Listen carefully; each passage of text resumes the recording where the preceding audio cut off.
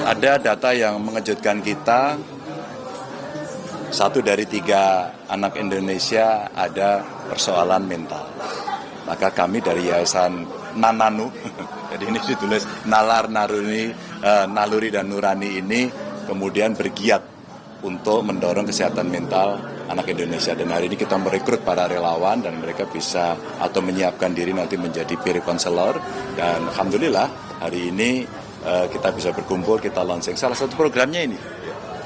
Teman cerita apa? Ini semacam ruang untuk kawan-kawan yang kira-kira ada problem tidak nyaman untuk bisa berbagi cerita agar kemudian melepaskan seluruh beban dan kemudian bisa mendapatkan kenyamanan. Ini baru tahap pertama. Maka berikutnya nanti seandainya perlu tindak lanjut kita akan bekerja sama dengan para psikolog dan HIMSI hari ini ikut terlibat dan kami senang hari ini kita bisa bekerja sama. Mudah-mudahan bisa kemana-mana lah ke seluruh kota-kota besar nantinya. Sasarannya berarti anak-anak muda ya? Enggak, tidak semuanya. Siapapun. Maka orang akan bisa memberikan seluruh ungkapan perasaannya melalui chat WA dan nanti kita akan follow up. Nah, peer counselor ini akan bertugas 12 jam dia bekerja. Kita ambil contoh di beberapa kota besar. Tadi ada masukan, jangan salah ya, di daerah-daerah remote area pun kita penting. Tapi karena ini dari yayasan kita akan mencoba memulai lebih dulu, ya kita mulai dari yang ada dulu gitu. Menyesuaikan tadi Pak, berarti konselornya anak-anak muda juga tadi yang baru. Anak muda jauh lebih banyak hari ini, tapi kami tidak meninggalkan dari sisi sekedar usia maupun gender ya, karena siapapun bisa mengalami hal serupa. Yang pernah masuk kepada kami dulu, mohon maaf, relasi hubungan keluarga di rumah punya masalah dan kemudian menimbulkan persoalan. Ada juga anak yang punya problem dengan sekolahnya, kadang-kadang relasi dengan temannya.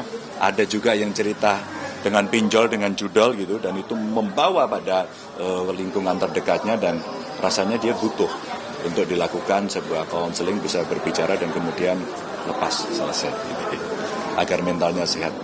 Kalau mentalnya sehat, kuat, dan bangsa ini kan menjadi punya mental yang sama. Dan nanti kita harapkan kesehatan mental itu bisa membuat kemudian ya humankind, orang akan jadi baik, orang akan jadi aware, orang jadi peduli. Isu boleh dong Pak. Pak, soal adanya koalisi permanen yang kayaknya nih buat mengamankan Pak Prabowo di Pilpres berikutnya. Tidak apa-apa, saya kira itu hak politik di antara semuanya. Orang bisa bersepakat untuk membuat itu. Dan kami menghormati sih. Gerindra kan PD nih Pak, mengajukan Pak Prabowo menjadi capres di 2029. PDIP sikapnya gimana? Bakal mengajukan lagi ke ada nama atau bahkan kita Bapak bukan sendiri? ikut-ikutan, tapi kita menghormati sebuah proses. Maka ketika kemudian ada partai yang sudah menentukan dirinya untuk membuat sikap politik dan kemudian menyiapkan, tentu kita hormat. Kalau PDI Perjuangan ada mekanismenya. Kita sedang menyiapkan konsolidasi, kita sedang menyiapkan kongres gitu ya. Jadi kalau kita secara kelembagaan di PDI Perjuangan sudah ada mekanismenya. Jadi kita bukan yang kesusu dan ikut-ikutan. Pak, ini terkait dengan Pak Hasto, Pak. Kemarin pra-peradilan ditolak oleh PN Jaksa. Tidak diterima gitu Pak. Itu iya kan? Iya. Bukan ditolak, Iya. Tidak diterima. Tidak diterima, Pak. Mungkin tanggapan sedikit dari Bapak gimana? Iya, saya kira, saya tidak tahu nanti dari penasihat hukumnya, tapi tidak diterima itu bisa mengajukan kembali. Karena biasanya tidak diterima itu pasti ada alasan administratif. Kalau saya baca dari media kawan-kawan kemarin, ini mesti dipisah gitu dan sebagainya. Rasanya kalau saya sih mendorong pra-peradilannya diajukan kembali. Tapi saya tidak tahu nanti apakah Pak Hasto secara pribadi, terus kemudian dari partai dan dari lawyernya nanti akan bersikap seperti itu. Saya kira kita mesti membuka seterang-terangnya apa sebenarnya yang terjadi. Berarti upaya hukumnya belum apa-apa dari PDI Perjuangan? Kalau tidak diterima kita kan masih bisa mengajukan upaya untuk pra-peradilan. Dan ini masih pra-peradilan kan, belum menyidangkan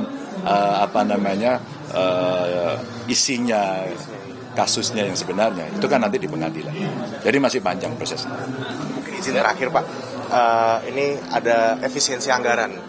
Ini isu yang lumayan ramai dan juga mungkin berkait dengan Nalar Naruni ini. Maksudnya banyak PHK-PHK gitu. Enggak, saya sih kalau efisiensi bagus, saya setuju. Apalagi kalau kita bicaranya satu, ya, yang diefisienkan mana? Oh, perjalanan dinas efisien kan dihitung, itu bukan tidak bisa dihitung. Saya setuju banget ini, mendukung. Terus kemudian hal yang tidak penting gitu ya, umpama kita bicara ATK kan sudah banyak digital, itu juga bagus. Mungkin makan minum itu biasanya kalau di Pemda, ini pengalaman saya ya, di pemerintahan saya kira akan sama, itu juga biasanya tinggi. Kalau itu bisa dilakukan, efisiensi bagus. Maka dua, kelembagaannya. Kalau bisa slimming, kan juga akan efisien toh. Maka saran saya, mulai dari pusat sampai daerah, lembaganya juga harus dislimmingkan, diefisienkan, tidak hanya anggarannya aja. Dan kalau ini sebagai sebuah gerakan tidak hanya politis, tidak hanya teknokratis, tapi juga gerakan yang membangun kesadaran bersama, mungkin bagus juga dari atas dulu. Kami selama ini tidak akan pernah menerima bayaran separuh saja, umpama juga akan bisa memberikan contoh yang baik. Oh, maka mereka yang duduk itu, mereka semua sedang melaksanakan ibadahnya, untuk kemudian tidak berpikir pada fasilitas-fasilitas yang mewah. Itu saya kira kalau itu dilakukan, saya mendukung penuh. Tapi ingat, satu yang saya ingatkan betul, dihitung betul, hati-hati betul, dan tentu pertimbangkan mana-mana yang tidak mengganggu hak individu. Mana-mana program yang sudah disiapkan untuk mendorong pertumbuhan ekonomi jangan diganggu. Ya, kalau itu bisa dilakukan, kita dukung penuh. Tapi kalau tidak, pasti kita akan mengingatkan.